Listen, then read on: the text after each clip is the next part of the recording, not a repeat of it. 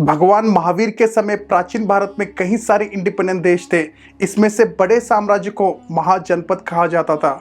ऐसे प्राचीन भारत में 16 महाजनपद थे, जिसमें कुछ महाजनपद हिंदू राजाओं के और कुछ महाजनपद जैन राजाओं के थे, जिसमें मगध सबसे पावरफुल महाजनपद रहा। उस समय मगध को जीतना प्राचीन भारत के मुख्य प्रदेश को जीतने के बराबर था।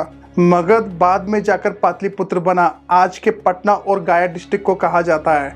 ये कहानी भगवान महावीर तीर्थंकर के बाद की है। कभी जैन धर्म ताकत में, कभी बौद्ध धर्म ताकत में, पर अंत में कैसे जैन धर्म ताकतवर बना भगवान महावीर तीर्थंकर के बाद पूरे प्राचीन भारत में। 1-2 साल नहीं, अगले 500 सालों तक उत्तर भारत में जैन शासन रहा। और यही नहीं, दक्षिण भारत में अगले 1000 सालों तक कई साम्राज्य जैन रिलीजन को फॉलो करते थे।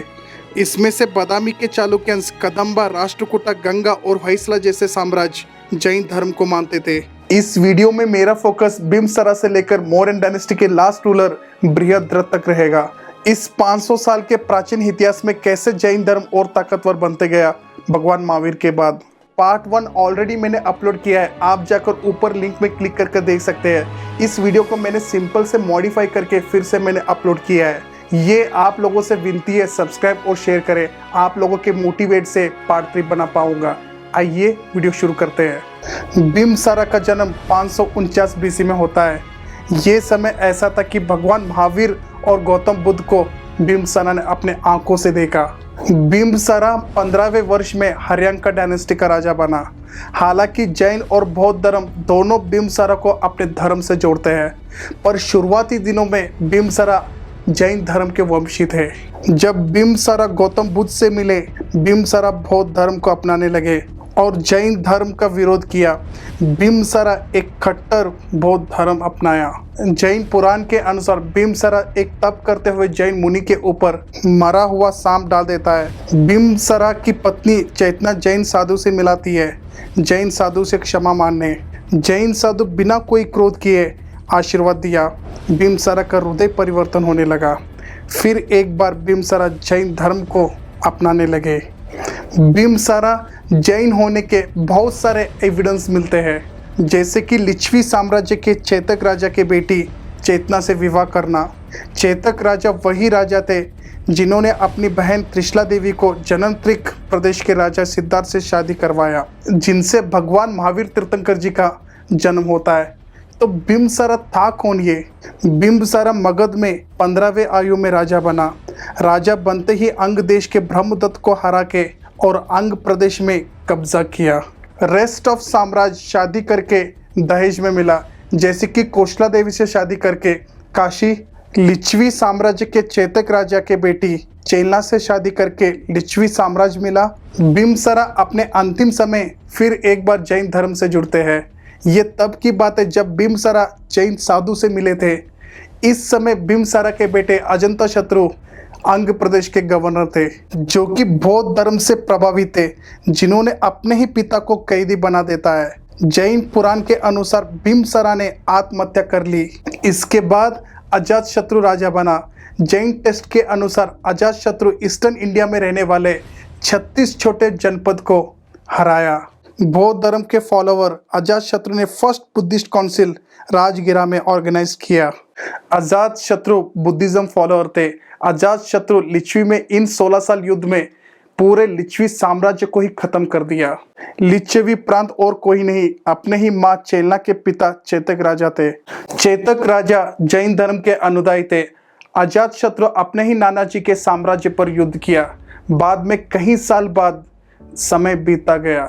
लिच्छवी साम्राज्य राजा के पुत्र शशिनाग मगध साम्राज्य के प्राइम मिनिस्टर बने, क्योंकि कई साल पहले लिच्छवी साम्राज्य अजातशत्रु के हाथों हार चुका था। हर्यंका राजवंश में नेगेटिविटी ये थी, हर बार राजा अपने ही पुत्र के हाथों में मारा गया। इसी को अवसर देखते हुए शशिनाग लास्ट हर्यंका डायनेस्टी के राजा को मरवा दिया। फिर एक बार जैन साम्राज्य मगध में स्थापना हुई। इन्होंने पहली बार अवंती प्रदेश पर अटैक किया। अवंती भी मगध के अंदर लाया गया। अवंती प्रदेश आज का उज्जैन को माना गया है। जैन धर्म का विस्तार होने लगा। शिशुनाग के ही बेटे काल अशोक बौद्ध धर्म को मानते थे और उन्होंने ही सेकेंड बुद्धिस्ट काउंसिल वैशाली में ऑर्गेनाइज किया। वैशाली वही जगह है जहां भगवान महावीर जी का जन्म होता है।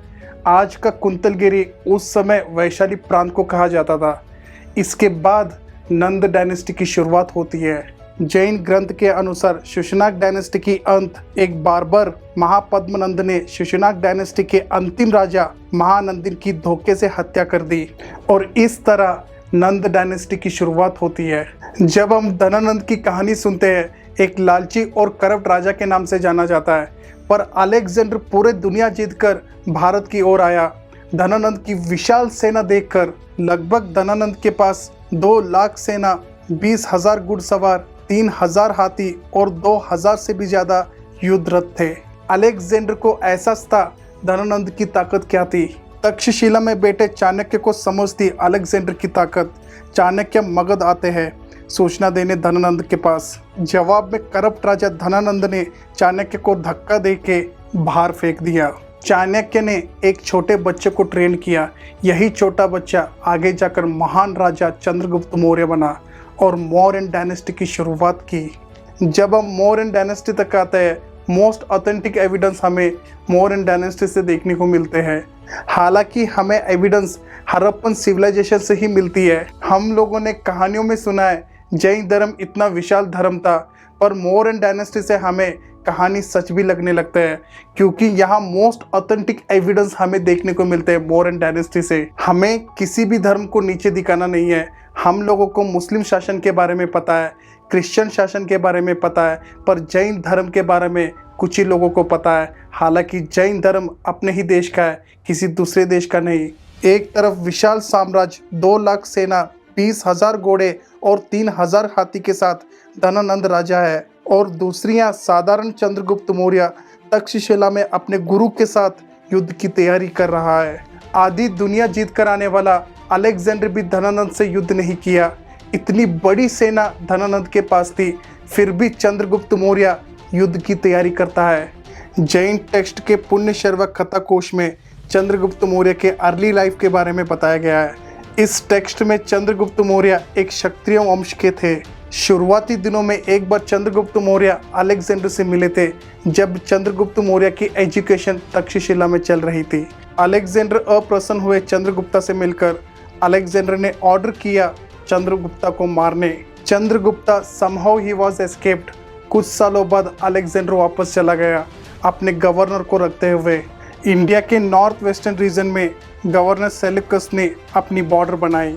चंद्रगुप्त पहले पंजाब के रीजन कब्जा लिया। हिमालय के राजा पर्वतक से मिलकर चंद्रगुप्त एक विशाल सेना खड़ा कर देता है। धनानंद और उसके विशाल सेना को हरा के धनानंद और उनके परिवार को मार देता है। इस तरह धनानंद की हत्या के बाद नंद डायनेस्टी ऐसा दिख रहा था। नंद डायनेस्टी जैन वंश के थे। मौर्यन एम्पायर की शुरुआत हो चुकी थी। इसके बाद चंद्रगुप्त सेल्यूकस से युद्ध छेड़ते हैं। चंद्रगुप्त काबुल को क्रॉस करते हुए चंद्रगुप्त सेल्यूकस को हरा देते हैं। इस युद्ध के बाद चंद्रगुप्त की साम्राज्य गांधार से लेकर काबुल तक और बल्चिस्तान तक फैल गया। चंद्रगुप्त ने बाद में जाकर सेल्यूकस से दोस्ती की। इसके बाद चंद्रगुप्त वेस्टर्न इंडिया जीत लेता है। आज के सौराष्ट्र रीजन को कहा गया है।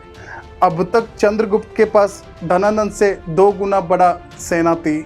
कंपेयर करते हैं धनानंद के सेना और चंद्रगुप्त के सेना। धनानंद के पास 2 लाख स्टैंडिंग आर्मी, 20,000 घोड़े और 3 लाख हाथी थे, और वहीं चंद्रगुप्त मौर्य के पास 6 लाख स्टैंडिंग आर्मी, 30,000 घोड़े और 9,000 हाथी, इसके साथ 500 वारशिप भी अवेलेबल थे। चंद्रगुप्त देश के पहले जैन राजा थे जिन्होंने साधारण व्यक्ति से एम्परर तक रास्ता तय किया। आने वाले कई सालों तक कोई भी राजा तोड़ भी नहीं पाया, इवन मुगल्स भी, until Britishers came to India. इतने बड़े साम्राज्य के राजा पर्शिया से लेकर कश्मीर तक, कश्मीर से लेकर सिंध तक और सिंध से लेकर कलिंगा तक एक्सटेंड किया।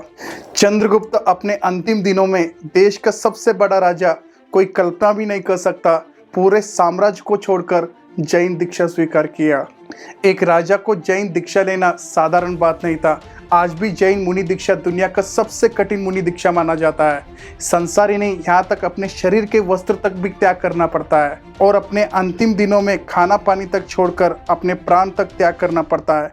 इसे समाधि सल्लेखन कहते हैं। गुरु भद्रबाहु से दीक्षा लेने के बाद चंद्रगुप्त और उनके साथी दक्षिण कर्नाटक की ओर यात्रा शुरू होती है। कहा जाता है इसी समय जैन धर्म दो सेक्ट्स में टूट गए, दिगंबर और श्वेतांबर में। चंद्रगुप्त और भद्रबाहु दिगंबर जैन स्वीकारा, जो कि जैन धर्म में सबसे कठिन जैन दीक्षा माना जाता है। बीच का रास्ता थोड़ा फ्रीडम देता हो, वो श्वेतांबर जैन बने। इसके बारे में एक सेपरेट वीडियो बन सकती है, क्यों श्वेतांबर में छोटे बच्चे दीक्षा ले रहे हैं। फिर हम टॉपिक में वापस आते हैं। कहा जाता है कर्नाटक में जैन धर्म चंद्रगुप्त और भद्रबाहु ने स्प्रेड किया। वहीं उत्तर में पाटलिपुत्र में चंद्रगुप्त मौर्य के पुत्र बिंदुसारा मगध के राजा बनते हैं। ये एक ऐसे राजा थे, महान पिता चंद्रगुप्त और बेटे अशोक के बीच इनके बारे में ज़्यादा चर्चा नहीं किया जाता है। पर बिंदुसारा ने कभी जैन धर्म नहीं छोड़ा। कई स्कॉलर बिंदुसारा के धर्म को लेकर कंफ्यूजन में रहते हैं, पर अंत में बिंदुसारा जैन धर्म में ही रहे। इनके समय पिता चंद्रगुप्त ने छोड़ गए साम्राज्य बिंदुसारा ने खोया नहीं। और कुछ स्कॉलर कहते हैं जब चंद्रगुप्त दक्षिण श्रवणबेलगोला में थे तब बिंदुसारा ने दक्षिण रीजन को अपने एम्पायर में ऐड किया। 27 साल राज करने के बाद बेटा सम्राट अशोक मौर्य डायनेस्टी का राजा बना। अब बिंदुसारा एरा खत्म होने तक मौर्य डायनेस्टी यानी जैन शासन इतना फैल चुका था। जब अशोका ने राज्य गद्दी संभाली, विरासत में सब कुछ मिल चुका था। पर अशोका बिंदुसारा के पहले पुत्र नहीं थे। अशोका के भाइयों को लेकर कई सारे स्कॉलर्स डिफरेंट व्यूज रखते हैं। According to the Buddhist text Mahavamsa टीका में बिंदुसारा के 101 पुत्र थे 16 पत्नियों से। कुछ सोर्सेस में अशोका के 115 भाई बताया गया है, जिसमें 99 बड़े भाइयों को मारकर अशोका राजा बना और अशोका के छोटे भाई अशोका से डर कर अपने दादाजी की तरह जैन दीक्षा ली। अशोका इस समय जैन धर्म में ही थे। कन्वर्ट होते हैं बुद्धिज्म में जब राजगद्दी संभाल कर 9 साल हो चुके थे।